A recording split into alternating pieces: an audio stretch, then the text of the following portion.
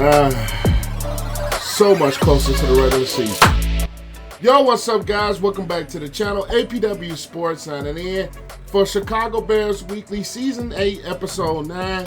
This is the season finale of Chicago Bears Weekly, but the Bears 53-man roster has been revealed, even though it's always interchanging, but the initial 53-man roster of the Chicago Bears has been revealed, and I'm going to go over some things and talk about some things that stood out to the back, some things that maybe happened, but it's a little tweaks, but I'm going to get into all that. So without further ado, let's dive into it.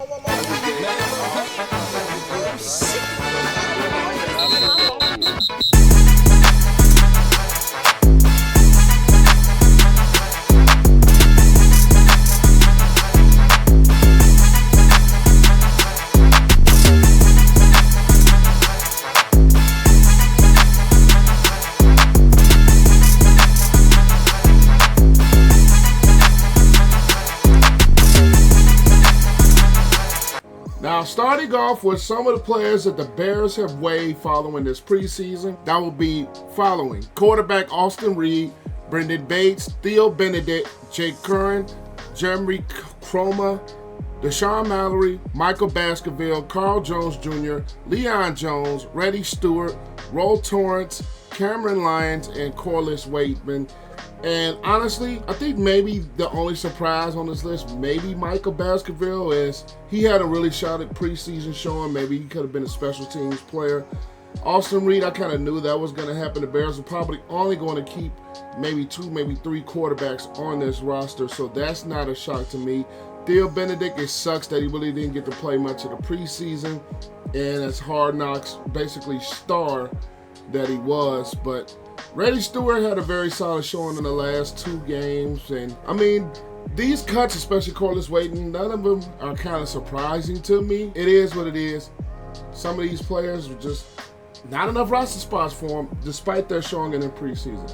Now, the players that have been cut with vested veterans, which means they get at least 4 NFL seasons that they play, and they are eligible to sign with any team, that will be Brett Rippon, Kari Blasingame, Colin Johnson, Steven Carlson, Aviante Collins, Brian Coward Jr., Greg Stroman, Adrian Colbert, and Tavarius Moore. Now, I do think some of these players are probably going to be the practice squad players, probably a Brett Rippon, probably a Colin Johnson, probably Steven Carlson, a Stroman Jr., possibly if nobody picks him up, Tavarius Moore. I think some of these players are probably going to be practice squad players, probably some of the players on the other list as well.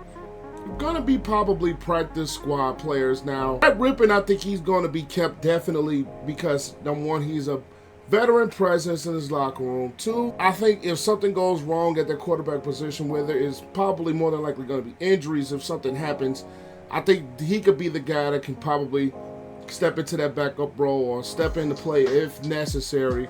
So I think Brett Rippon is probably going to be more likely to stay around. Now, there are reports that Kari Blasingame, they're going to keep him around. They're going to redo him another contract tomorrow. It's just more IR moves to be made. But Kari Blasingame is one of those players that's not going anywhere. He's a player that they're going to utilize in this Bears offense, and I knew he wasn't going to go anywhere. There was possible cut, but it's already been reported that he's coming back. So he's not technically on the initial 53-man roster, which, like I said in the intro, is going to change with practice squad moves, other players being a raving.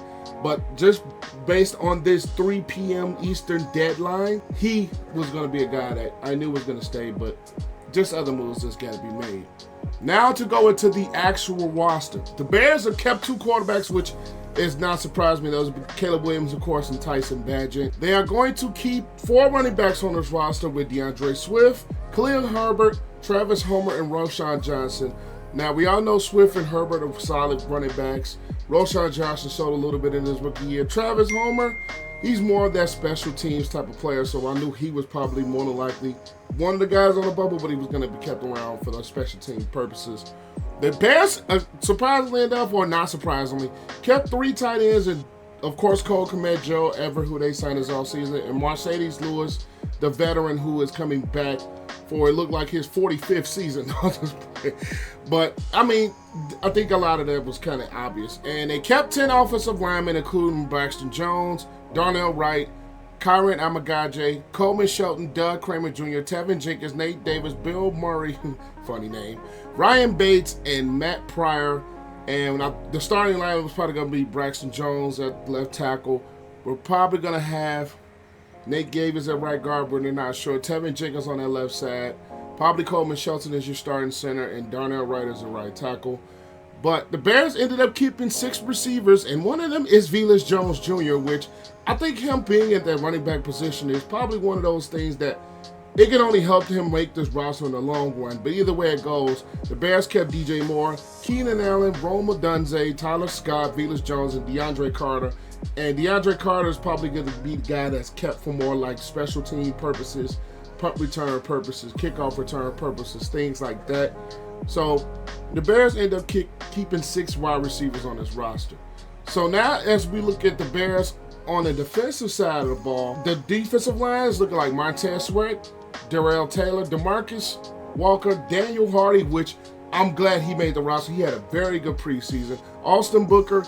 Surprisingly, Dominic Robinson still makes this roster despite him not really developing into that guy that I thought he could have the potential to be with his athleticism. He still hasn't developed. Javon Dexter Sr., Andrew Billings, Chris Williams, and Zach Pickens. And Chris Williams is one of those guys that they were traded for. So is Darrell Taylor, the last 2 trades, as they get Darrell Taylor from the Seahawks and they get Chris Williams from the Browns. I think Chris Williams was more like a depth piece. Darrell Taylor, I think he has the potential to step in and make himself a situational pass rusher or rotational piece without that defensive line with the Bears struck on Matthew Judon. So I like the interior. I thought depth was a need. I like the pass rush, even though I would have liked them to try to get maybe Judon, maybe Yannick Ngakoue could be still on the table, but at the end of the day, defensive line group solid. Now, the linebacker roster, Tremaine Edmunds, TJ Edwards, of course, Jack Sanborn, of course, Admin Agbominga, and Noah Sewell. What I thought Michael Baskerville was probably going to make a roster spot over Noah Sewell. I'm not even going to lie to you. I've seen more from Baskerville in this preseason and him being around the football, and especially about Bing, but I'm probably going to butcher the hell out of that name as many times as I try to pronounce it. I'll get used to it. He's on the Bears roster, so I got to get used to it. But I really thought that Michael Baskerville was probably going to make this roster over Noah Sewell. I didn't really see too much of Noah Sewell, or he didn't really stand out to me this much this preseason, which is why I thought Baskerville was probably going to make the roster. But Noah Sewell ended up making it. It is what it is. Now, the Bears did keep 10 defensive backs in Josh Blackwell, Kyler Gordon, Jaylon Johnson, Jaylon Jones, Terrell Smith, Tyreek Stevenson, Kevin Byard III, Jaquan Brisker. I said Jaquan Brisker, Elijah Hicks, and Jonathan Owens. Actually, none of this is coming as a surprise to me. These were the guys that probably was going to make it. Strowman, Bubble, Roddy Stewart, despite him having a solid 2 preseason games the last 2 weeks, Bubble. But none of this is coming as really a surprise to me. The Bears have a really good defensive backfield with Jaylon Johnson, who I think is a top 2, top 3 corner that we have in football. Kyler Gordon is a very good nickel back. Jaquan Brisker, we all know what he can do. Jonathan Owens, I really like what I've seen from him this preseason. He's more like a rotational depth piece, but I think he can step in and play some really good football with this team. So defensively on this 53-man roster, I like what I see. Now, we all know the specialists are going to be Patrick Scales and long snapper. We're going to have Cairo Santos at kicker, Tory Taylor at punter.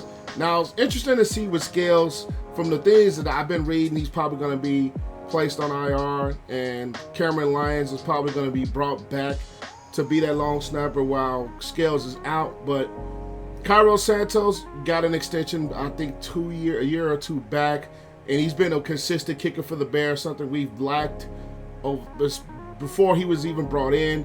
Tory Taylor, I think, is a huge upgrade over what Trenton Gill was giving this Bears team as far as the punting unit goes. And Tory Taylor can be used as a big weapon with his big leg. And we all know and love Patrick Scales as Bears fans. But initially, this is the 53-man roster that the Bears possessed, and it is what it is. Like I said, it still moves to be made, so this is not a final 53-man roster. This is just initially. So at the end of the day, it is what it is. And that will conclude the episode, and I will catch you guys later. Hard Knocks episode reaction is on the way. I will catch you guys then. Peace.